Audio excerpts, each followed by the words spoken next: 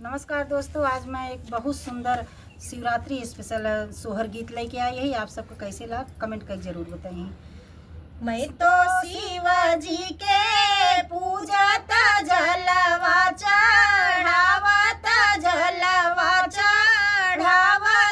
हो। मैं तो शिवाजी के पूजत जलवा चढ़ावत हो।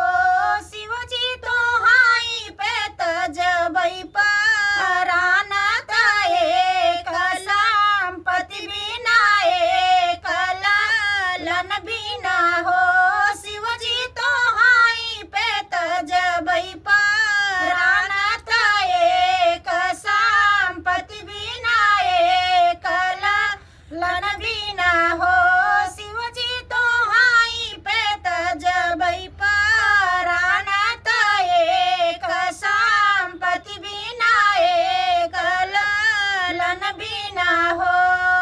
भूखल बभना नाखी आयु भाए नना दुलारी भाए नना दुलारी हो।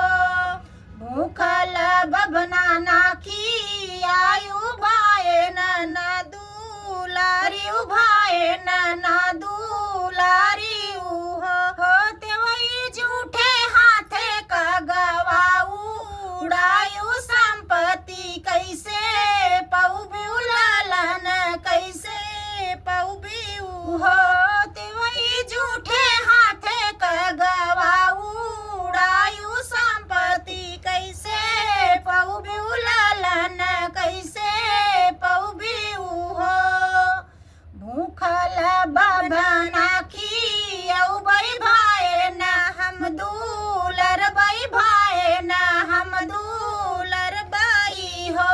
शिवजी दूध भात का गवा खियौ बई लालन हमाले बई संपत्ति हमाले बई हो। शिवजी दूध भात का गवा खियौ बई संपत्ति हमाले बई लालन हमाले बई हो। मैं तो शिवजी के पूजत जलवा चढ़ावत हो। शिवजी तो हाई पे तजबई परानत एक संपत्ति बिना एक लालन बिना हो। शिवजी तो हाई पे तजबई परानत एक संपत्ति बिना एक लालन बिना हो। तोहराई पियावाया धर्मी धर्म नाही जानई धर्म नाही जानई हो। वो तो बधलनिया वधपुर के गैया संपत्ति कैसे पौबिउ लालन कैसे पौबिउ हो। वो तो बधले अवधपुर के गैया संपत्ति कैसे पौबिउ लालन कैसे पौबिउ हो।